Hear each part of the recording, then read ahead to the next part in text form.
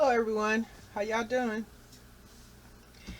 I've decided to come here and do a little grocery haul or share some products that my husband and I will be cooking with. Now,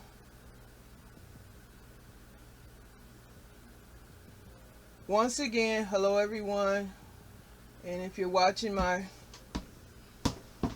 videos, thank you very much, and any new subscribers, thank you very much, and welcome back to all my subscribers. I appreciate you for continuing to watch my videos, and thank you for everything. I appreciate it. But anyway, getting back to this, what I'm talking about, my husband has decided to dabble in some Asian cuisine, so I got him a few products. I shopped online because I have not been going out into the nasty virus world, even though I think dang near everybody has come across that virus, believe it or not.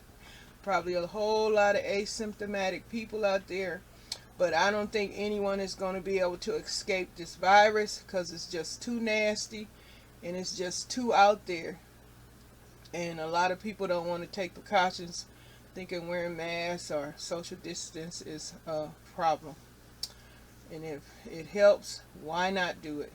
So for folks that really don't care and just ignoring things that might help save a lot of us or a bunch of folks, loved ones and stuff, maybe they might reconsider and think about this and start wearing masks and social distancing if it's going to be helpful, which it probably might be helpful. Who knows? Just people just need to just give it a try. Because like I said, I think everybody gonna come across it, and a lot of people not gonna be too lucky when they do, because a lot of folks are dying. A lot of people are getting pre-existing conditions, after effect from the residue that's left behind after you have 19 corona. You know, you now have a pre-existing condition. And who knows what it might be doing to the children in the long run, that the kids that have it and they say it really don't affect them.